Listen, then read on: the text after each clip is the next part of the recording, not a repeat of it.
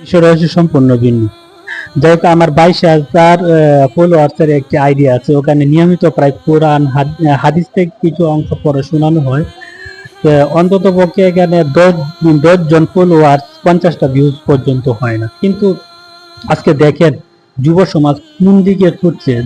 কিছু লোক আছে কিছু লোক আছে কাপল ভিডিও নিয়ে বেহায়াপনা এই এই সোশ্যাল মিডিয়া ছড়িয়ে দিচ্ছে, আর তারাই এদিকে এডিক্টেড হচ্ছে, লাইক করছে, সাপোর্ট করছে, কমেন্ট করছে।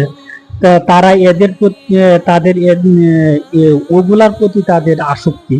কিন্তু যে আমার আব্দুল্লাহ জাহাঙ্গীরের একটা কথা মনে পড়ে, উনি বলেছিলেন যে কে বলেছে এই দেশের মধ্যে 90% মুসলিম দেশ, এখানে 90% মানুষই এই দেশের মধ্যে সালাত আদায় করে না।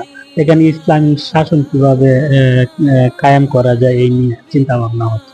দেখ, আমরা দেখা যাচ্ছে বর্তমানে যে আমরা কিভাবে সমাজ পরিবর্তন করতে পারি। একদল লোক বলছে যে সমাজের মধ্যে যদি আমরা রাষ্ট্রীয় ব্যবস্থা যদি ইসলাম কায়েম করে, বলতে ইসলাম কায়েম, যে দেশের মানুষ 90% মানুষ যে ভিন্ন পথে পরিচালিত হচ্ছে, আসলে তাদেরকে কিভাবে আওতায় আনা যাবে, তাদের দাওয়াতের মাধ্যমে আওতায় আনা যাবে আমি মনে করি।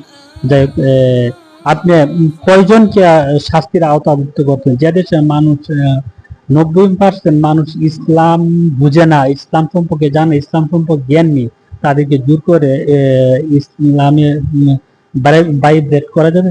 পারা যাবে না। যাই হোক, সত্যিকার অর্থে ইসলাম কায়েম করতে হলে আমার দাওয়াতের কাজ চালু রাখতে হবে ইনশাআল্লাহ। সকলকে বুঝাতে হবে। আসসালামু আলাইকুম।